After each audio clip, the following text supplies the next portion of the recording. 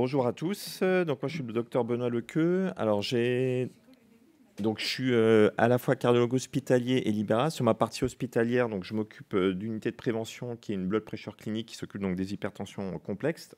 Alors je vais faire, on m'a dit des cas cliniques. En fait, je vais vous faire un cas clinique, mais qui va partir un petit peu dans tous les sens. Donc finalement, ça sera des cas cliniques, en effet. Alors, juste une petite remarque sur l'électronisme. Moi, je veux quand même être optimiste. Et vis-à-vis de mon poste, l'électronisme, c'est un problème générationnel, je pense.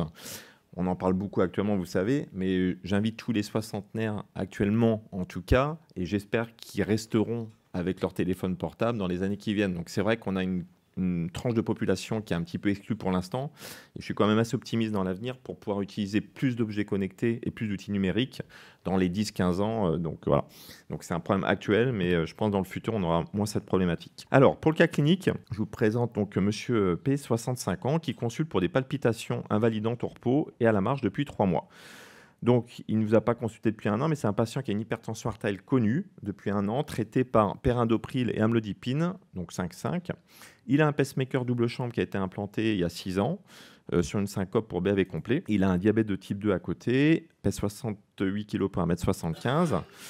Et il fait de l'automesure avec une nouvelle montre, donc sur laquelle il a une pression artérielle qui est à 120/80. L'examen clinique, donc, il a des bruits du cœur qui sont irréguliers, pression clinique qui est à 153/92, biologie 3,6, clairance 78, NFS normal. Donc, le patient vous fait une démonstration, mais quelque chose ne va pas. Donc ça, c'est la vraie vie, hein, c'est un de mes patients.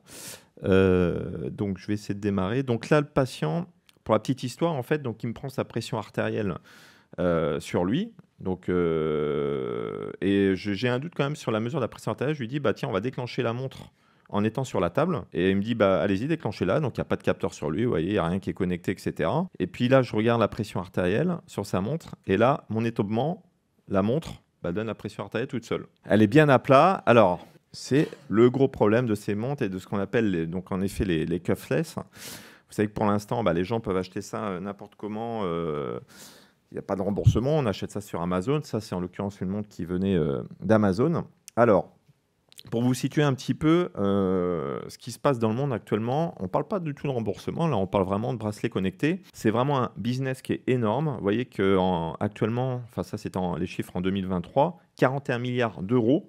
Donc c'est un énorme business. Et sur les pronostics d'évolution de marché en termes de volumétrie de vente, vous voyez qu'en 2023, on était à 134 millions d'appareils vendus. 2028, les projections dans 5 ans, 456 millions. C'est-à-dire que les gens vont acheter, très clairement, dans votre dos, très probablement, mais ils vont acheter ces dispositifs et ils arrivent de plus en plus avec ces dispositifs. Alors la question qu'on peut se poser, donc ça c'est des diapositives que j'ai empruntées à Grégoire Wessner qui a beaucoup travaillé sur ces outils connectés avec certaines montres. Et quand on demande aux patients, voilà, si on vous propose de faire de l'automesure régulièrement, ou d'utiliser un appareil type cuffless, quel que soit le type de cuffless, et vous voyez que pour l'utilisation des bracelets connectés, vous avez 93% des patients qui vont dire moi je préfère utiliser ce type d'appareil versus, vous voyez, pas de préférence, donc 6,7%. Donc ça c'est juste pour l'automesure. Quand on regarde pour la MAPA, donc la MAPA forcément on le demande, est-ce que vous préférez si on vous fait un holter tensionnel versus l'utilisation de cuffless, regardez ce qui se passe. Forcément, quand on fait une MAPA, c'est très inconfortable. Là, on l'a juste sur la droite. Et puis le cuffless, c'est facile. C'est sur soi en permanence. Ça fait pas mal, ça ne gonfle pas. Finalement, c'est pour les patients plus intéressant sur le plan du quotidien parce qu'en fait, c'est moins pénible. Et vous voyez que quand on regarde, est-ce que vous seriez capable de faire des mesures répétées par MAPA? Je ne sais pas si je vous invite à regarder sur votre profil de vos patients. Quand vous faites une MAPA, vous en faites 2, vous en faites rarement 3 parce que le patient en a ras-le-bol, il vous envoie ça. Ça se retrouve en pratique très clairement. Les patients me disent moi je préfère très clairement utiliser un cuffless versus MAPA. Le problème, je ne vais pas entrer dans le détail, mais on pourra en tout cas en débattre sur la discussion. Pour l'instant, ces dispositifs-là ne sont pas validés et on ne peut pas les utiliser en pratique clinique pour la mesure de pression artérielle. Alors, je ne parle pas du dispositif acheté sur Amazon ou tout autre site pour ne pas avoir de problème avec certains sites, mais en tout cas, il y a des dispositifs qui ont commencé à faire de la recherche très clairement, mais vous avez plein de choses qui sont vendues dans le commerce et qui sont inutilisables. Donc, pour l'instant, vous voyez que c'est des niveaux d'experts, mais en tout cas, on ne doit pas les utiliser et on ne doit pas le proposer à nos patients. Donc finalement, ce patient-là qui arrive dans votre dos, qui a acheté cet appareil, en tout cas, bah, il ne faut pas l'utiliser pour l'instant, il faut utiliser les objets classiques. Alors, on continue sur le cas clinique. Donc vous lui faites un électrocardiogramme, il est en rythme sinusal, donc vous aviez des palpitations au moment où vous faites l'électrocardiogramme, il est en rythme sinusal. On fait une échographie cardiaque qui retrouve pas de grosses choses particulières. Et donc, bah, il a un pacemaker, ce patient. Donc, profitons de ce qui se passe dans le pacemaker. Et ce pacemaker, bah, il enregistre 3 épisodes de fibrillation auriculaire qui durent 1 à 3 heures chacune, survenus dans le mois. Et bah, est-ce que je démarre une anticoagulation? C'est vrai que vous m'avez lancé les perches tout à l'heure. Est-ce qu'en pratique, alors on va lever la main, qui anticoagule le patient? Ah ouais. Et la majorité. Et qui n'anticoagule pas? Alors, pardon, oui. Il a quel âge? Je reprends un peu le cas. 65 ans, hypertendu, diabétique. OK. Donc, vous avez utilisé ce qui se passe dans les mémoires du pacemaker. On est d'accord?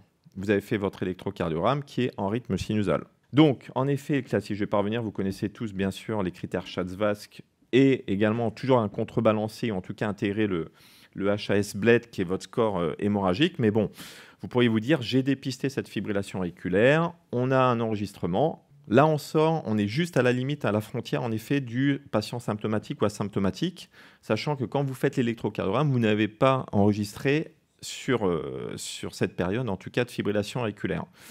Alors, c'est comme pour vous rappeler les recommandations en vigueur sur l'utilisation des dispositifs type ICD, Holter implantable, pacemaker, défibrillateurs, ce que vous voulez en tout cas. Vous voyez, ce qui se passe quand même, c'est l'ECG reste maître dessus. C'est-à-dire que au moment où vous faites l'électrocardiogramme, après, vous allez voir, il y a une justification par rapport aux études derrière, mais si vous faites l'électrocardiogramme, ce qui a été le cas de notre patient, on a fait un électrocardiogramme pour essayer d'enregistrer. Alors, ne me bombardez pas de le patient était en fibrillation, c'est la recommandation actuellement, c'est on fait un électro. Si cet électrocardiogramme montre une fibrillation auriculaire, donc un électrocardiogramme sur 12 dérivations, classiquement, avec un ECG qui retrouve, vous voyez, au moins 30 secondes de fibrillation auriculaire. Là, vous avez donc une fibrillation dite clinique et vous managez votre fibrillation auriculaire par les critères, vous connaissez, Schatz-Vask, etc.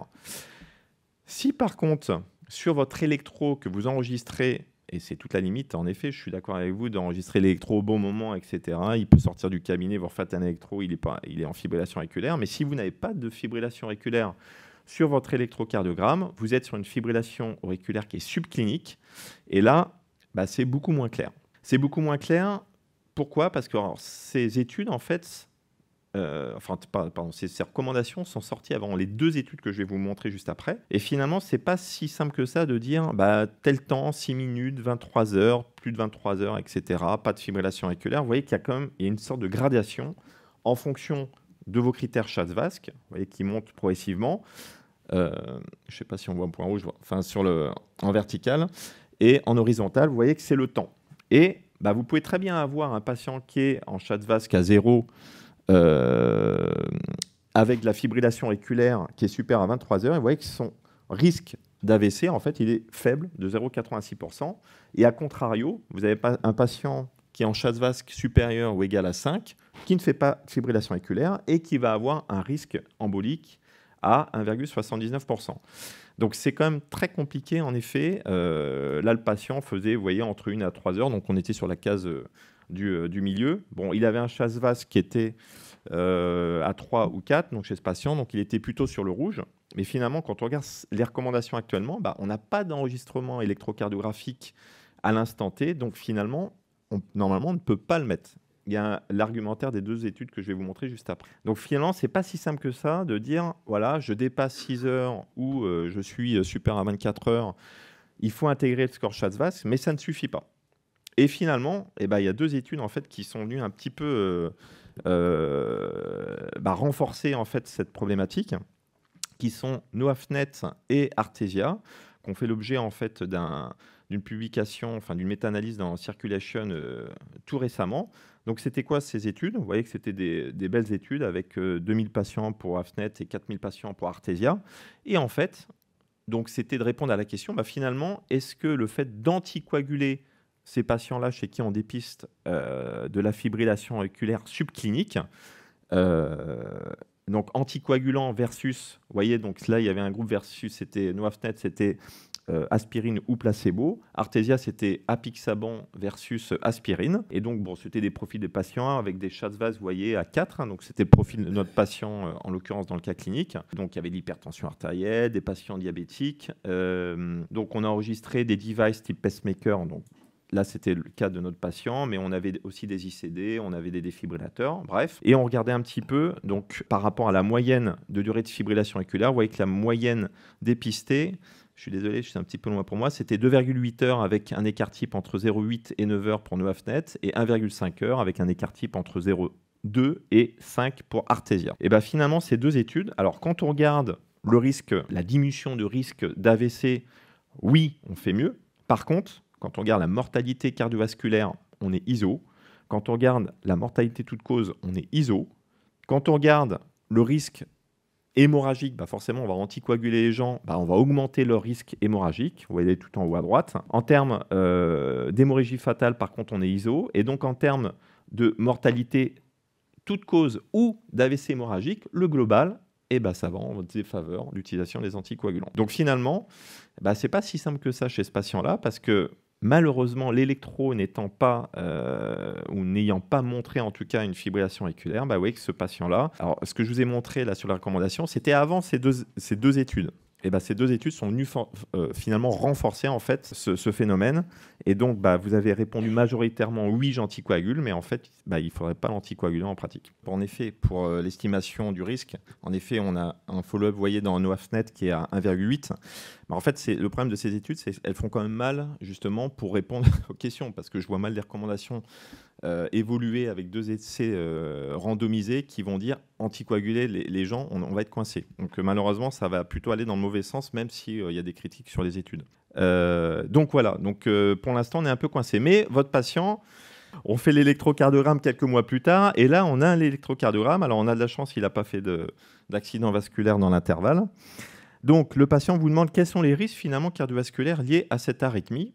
Est-ce que j'ai un risque d'AVC? Est-ce que j'ai un risque d'infarctus? Est-ce que j'ai un risque d'insuffisance cardiaque? Est-ce que j'ai un risque d'insuffisance rénale? Est-ce que j'ai un risque de maladie d'Alzheimer? Bah oui, en effet, la réponse, voilà. Donc la réponse, c'est quasiment, enfin c'est tout en effet. Donc on va augmenter de façon significative le risque de mortalité, d'AVC, le risque de dysfonction ventriculaire gauche et d'insuffisance cardiaque à fonction EG préservée, le risque cognitif, le risque de dépression.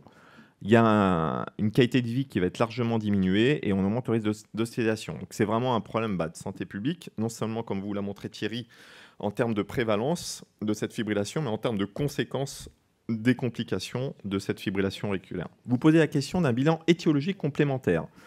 Quel examen complémentaire allez-vous réaliser? Donc est-ce que vous faites un Holter ECG, une échographie d'effort, un bilan hormonal poussé?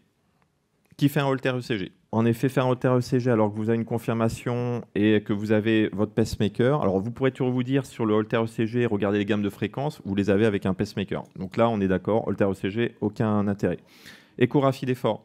Donc là, on est sur le dépistage de... Alors, ouais, voilà, exactement.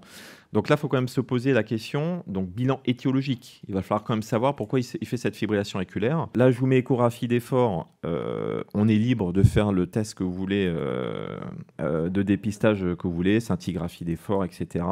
Test d'effort avec le pacemaker, bien sûr, aucun intérêt. Donc là, je propose échographie d'effort, mais on aurait pu faire toute autre chose en effet. Qui fait un bilan un petit peu plus poussé, hormonal chez ce patient, donc qui fait de la fibrillation auriculaire, une hypertension artérielle. Donc il est à 3,6, sous traitement. Donc je vais rentrer, ça c'est ma casquette d'hypertensiologue et en effet pour quand même vous rappeler le lien entre l'hyperaldostéronisme primaire et les complications propres liées à cet hyperaldostéronisme primaire, c'est-à-dire indépendamment de toute autre pathologie. Vous voyez que l'HAP en soi, donc l'hyperaldostéronisme, augmente le risque d'AVC, augmente le risque coronarien, augmente le risque de fibrillation atriale. Donc là, vous voyez, on est sur un facteur à 3,52. Augmente le risque d'insuffisance cardiaque. Donc, indépendamment du niveau de pression, etc. C'est-à-dire que l'hyperaldostéronisme primaire en soi, s'il n'est pas corrigé, va entraîner ce genre de complications. Donc, il va falloir, chez ce patient-là, en effet, aller le dépister. Comment modifiez-vous le traitement avant les explorations? il est sous ça. Donc en effet, donc pour vous rappeler un petit peu comment vos médicaments en fait modifient en fait la rénine et l'aldostérone. Alors, bien sûr, pour faire un diagnostic d'hyperaldostéronisme primaire, même si il y a une approche anglaise un petit peu récente sur le fait de faire des bilans sous traitement, mais en tout cas le classique, on arrête en tout cas les bloqueurs du système rénine-angiotensin pour dépister ce qui se passe sur la rénine et l'aldostérone. Par contre, si vous voulez savoir, parce que le problème, vous savez, dans l'hypertension artérielle, c'est l'observance.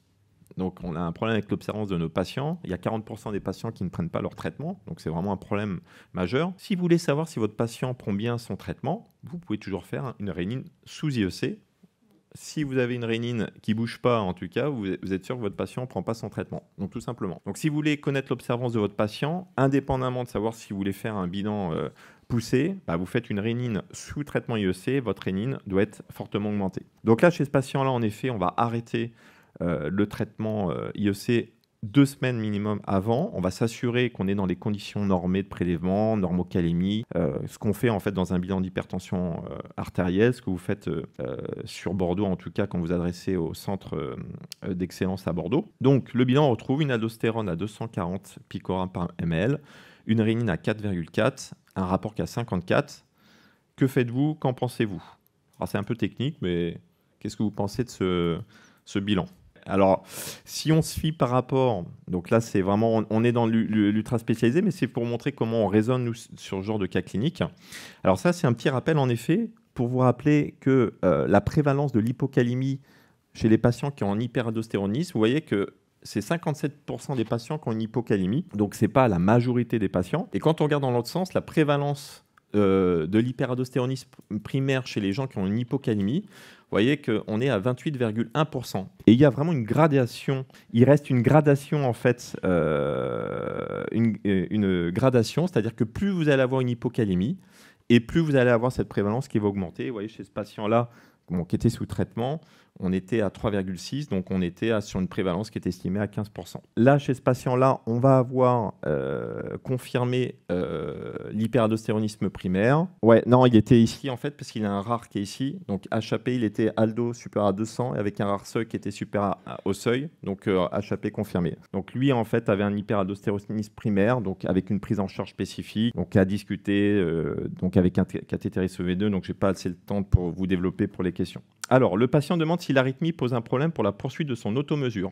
Est-ce que vous utilisez toujours l'automesure chez ce patient qui fait de la fibrillation auriculaire? Est-ce que vous avez le droit de l'utiliser? Donc, on est en recommandation 1B. Donc, oui, alors ça modifie très peu la systolique, comme on vous a dit, et il y a une petite variation overestimating sur la diastolique, donc, pardon, en 2B, excusez-moi. Donc, vous pouvez l'utiliser en effet. Dernièrement, pour finir, le patient demande si la découverte de la fibrillation auriculaire va changer son traitement médicamenteux antihypertenseur. Vous avez la fibrillation auriculaire, vous avez en fait donc son hypertension artérielle. Donc il y a des recommandations en fait qui sont très claires, hein, c'est le SH 2023. Donc ils vont prendre en compte essentiellement la fréquence cardiaque. Et vous savez que dans les recommandations de l'ESH, il y a eu une réintroduction et une réapparition des bêta-bloquants, et des bêta-bloquants notamment dans des cas de figure où on doit l'utiliser dans des indications bien particulières, la fibrillation auriculaire en étant une, l'insuffisance cardiaque en étant une. Donc chez ce patient, en effet, on va, vous voyez, privilégier en fait l'utilisation d'un bêta-bloquant si la fréquence cardiaque est supérieure à 80. Si on est en dessous 80, en fait, on n'a pas besoin d'utiliser un bêta-bloquant. On est sur du conventionnel à droite avec un bloqueur du SRA, un nitocalcique dihydropyréline ou un diurétique thiazidique de votre choix. Puis après, vous avez une escalade thérapeutique. Donc là, je n'ai pas parlé en effet du traitement spécifique de l'hyperaldostéronisme primaire qui peut aller soit de la chirurgie si on a prouvé la latérisation ou l'utilisation d'un anti-aldostérone